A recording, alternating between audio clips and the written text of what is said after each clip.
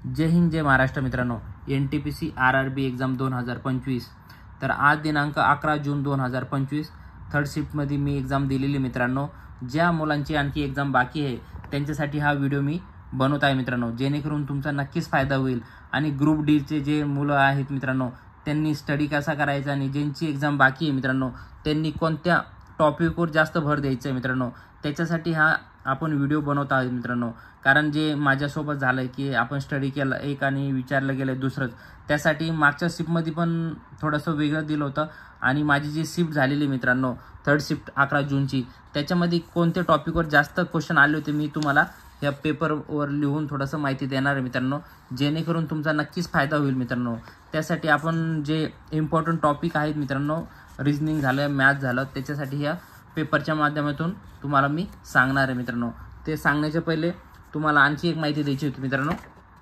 हे बघा, NTPC साठी जी एक्झाम आहे सोबत काय काय घेऊन जायचं मित्रांनो, ते तुम्ही हे इम्पॉर्टंट माहिती आहे। 2 ओरिजिनल डॉक्युमेंट तुम्हाला कंपल्सरी पाहिजे मित्रांनो, कारण खूप मुलांकडे एकच आज ID होते, ID प्रूफ ओरिजिनल। त्यासाठी तुम्हाला 2 ID प्रूफ हे ओरिजिनल घेऊन जायचे सोबत। आधार कार्ड कंपल्सरी मित्रांनो, आधार कार्ड नंबर तुम्हाला तिथं कंपल्सरी सांगायचा आहे मित्रांनो, कारण आधार कार्डवर ते व्हेरीफाय करतायत, कोणाचं व्हेरीफाय पण होत नाही आहे, कारण ते बायोमेट्रिक करताय। बायोमेट्रिकवर प्रॉब्लेम येतोय, माझं स्वतः बायोमेट्रिकवर प्रॉब्लेम आला होता। बायोमेट्रिकला त्यांनी काय केलं, बायपास ते म्हणतात, आधार बायपास, तर त्यासाठी आपल्याला ते बसून ठेवतात, सगळ्यांचे लॉग इन होऊन जातात, त्याच्यानंतर आपल्याला ते लॉग इन करतात। त्यासाठी आधार कार्ड अपडेट पाहिजे मित्रांनो, तुमचे थंब तिथं चांगल्या प्रकारे लवकरात लवकर झाले पाहिजे मित्रांनो। त्यासाठी तुम्ही आधार कार्ड अपडेट करून ठेवा मित्रांनो, जेणेकरून इथंच नाही तर तुम्हाला कुठंच प्रॉब्लेम येणार नाही। हे बघा, आणि ओरिजिनल 2 ID कार्ड घेऊन जायचं आहे, एक आधार कार्ड ठेवा आणि एक पॅन कार्ड किंवा वोटर ID दुसरं तुम्ही ठेवू शकता। आणि फोटोकॉपी कोणी घेऊन जायची नाही आहे ID कार्डची, कारण फोटोकॉपी ते बाहेरच फाडून फेकतात किंवा तुम्हाला म्हणतात तुमच्या बॅगमध्ये ठेवून द्या, त्यासाठी फोटोकॉपी कोणी घेऊन जाऊ नका। आणि फोटो कंपल्सरी घेऊन जा मित्रांनो, हॉल तिकीटवर फोटो लावून घेऊन जाणे हे कंपल्सरी आहे, नाहीतर एंट्री नाही मित्रांनो। आणि तुम्ही टायमाच्या पहिले आपली शिफ्ट जे टाईम दिलेले आहे आपल्याला, जशी माझी थर्ड शिफ्ट होती 3 ते 4 मला एंट्री टाईम होते मित्रांनो। ज्या मुलांना 4 वाजून 2 मिनिटं झालेले होते मित्रांनो त्यांना सुद्धा आत घेतलेलं नाही, त्याच्यासाठी तुम्ही लवकर आपल्या टाईमवर एक्झाम सेंटरला पोहोचा मित्रांनो। 10 मिनिटं पहिले किंवा अर्धा तास पहिले लवकर जावा, जेणेकरून तुम्हाला एंट्री भेटेल मित्रांनो। तर आपण चला इम्पॉर्टंट टॉपिक कोणते त्याच्याकडे आपण थोडंसं तुम्हाला सांगण्याचा प्रयत्न करतो मित्रांनो। हे बघा, रिजनिंगसाठी आज मला थोडंसं इझी पेपर होता मित्रांनो रिजनिंगचा। मी मॅथचा म्हणत नाही, आणि GK GSचा तो टफ होता, आणि कम्प्युटरवर काय प्रश्न विचारले ते मी तुम्हाला सांगणार मित्रांनो। हे बघा, रिजनिंगला सिटिंग अरेंजमेंटवर सगळ्यात जास्त भर दिलेला होता मित्रांनो। व्हेरी इम्पॉर्टंट टॉपिक आहे मित्रांनो, तुम्ही करून घ्या। 4 ते 5 प्रश्न विचारले गेले होते सिटिंग अरेंजमेंटवर। त्याच्यात त्यांनी वर्तुळाकार सिटिंगमध्ये आपण बसतो ना असं, ह्या टाईपमध्ये आरच्या बाजूला कोण आहे, Q, ह्या टाईपचे त्यांनी 2 ते 3 प्रश्न विचारले होते मित्रांनो। 3 प्रश्न विचारले, हे बघून घ्या। वर्तुळाकार सिटिंग थोडंसं तुम्ही प्रॅक्टिस नसेल केलं तर प्रॅक्टिस करून जा मित्रांनो। सिटिंग अरेंजमेंट इम्पॉर्टंट टॉपिक आहे। 3 ते 5 प्रश्न मला विचारले होते, तुम्हाला 2-3 तर 100% येणार मित्रांनो। त्यासाठी सिटिंग अरेंजमेंट तुम्ही हा टॉपिक करा। त्याच्यानंतर बघा, इमारत मजले, जे इमारतचे मजले असतात 6, 1 2 3 4 याला नाव दिलेले असतात, यांच्यामध्ये Aच्या आणि Dच्या मध्ये किती आहेत, थोडंसं हे पण तुम्ही इमारत ते करून जा। हे का सांगतो मी, कारण मला आले होतं वर्तुळाकारमध्ये आपण काय करतो, ह्या टाईपचे आपण प्रॅक्टिस करतो, Aच्या बाजूला C, Cच्या बाजूला D, तसं नाही, त्यांनी वर्तुळाकारमध्ये दिलेलं होतं। त्याच्यानंतर एक इमारती मजलेवर दिलं होतं, जसे की 1 2 3 4 ह्या टाईपचे, आणि त्याच्यासोबतच एक बॉक्सचं पण दिलं होतं, बॉक्सवर एक क्वेश्चन आलं होतं। म्हणजे असे सिटिंग अरेंजमेंट 4 ते 5 क्वेश्चन आले होते मित्रांनो। त्याच्यानंतर तुम्ही हे एकदम प्रॅक्टिस करा, कारण आपली प्रॅक्टिस असून सुद्धा तिथं आपण सोडवलं जात नाही, टायमिंग खूप कमी असतो मित्रांनो। आणि तुम्हाला एक इम्पॉर्टंट माहिती पण द्यायची मित्रांनो, ते मी पुढे देतो। तर त्याच्यानंतर बघा, अक्षर मालिका ABCDEFG जे आपल्याला माहित आहे, याची जे नंबर असतात मित्रांनो 1 2 3 4 5 6 7 असे 26, किती आहे 26, हे तुम्ही तोंडपाठ करा मित्रांनो। याच्यावर सुद्धा त्यांनी भर दिलेला आहे, याच्यावर सुद्धा 4 क्वेश्चन आले होते मित्रांनो। तर एक्झाम्पल बघा, AF KP UZ, तर इथं काय येईल, ह्या प्रकारचे प्रश्न आले होते। आणि त्याच्यानंतर नंबरिंग सुद्धा दिली होती, पण नंबरिंग एवढी इझी नव्हती मित्रांनो, ह्या टाईपचे होते, पण थोडेसे हार्ड लेवलचे प्रश्न होते मित्रांनो. त्याच्यासोबत नेक्स्ट बघणार आहोत आपण. याच्यावर 4, याच्यावर 5, 9 प्रश्न ह्या 2 टॉपिकवर झालेले मित्रांनो.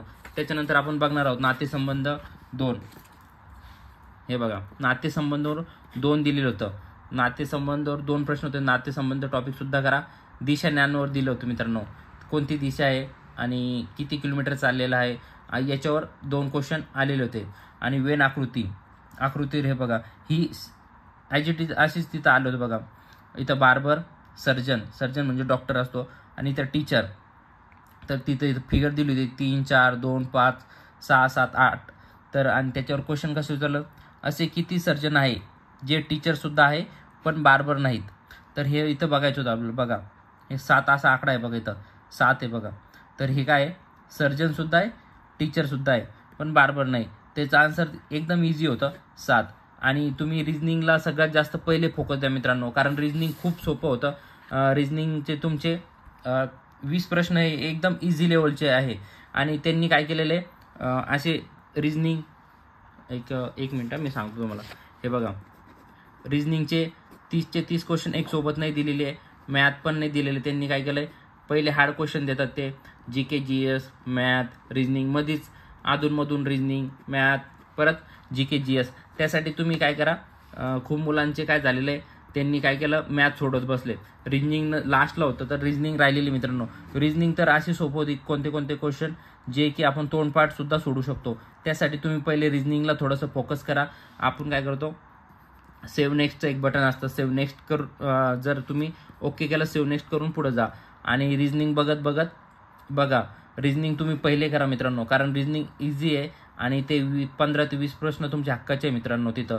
त्याच्यानंतर मॅथला थोडासा टाईम खाऊ आहे मॅथला, त्याच्यासाठी मॅथ तुम्ही नंतर पण घेतलं चालेल, पण रिजनिंगचे सोडू नका, कारण रिजनिंग 15-20 मार्क तुम्हाला 100% क्वेश्चन हे बरोबर एकदम इझी होते.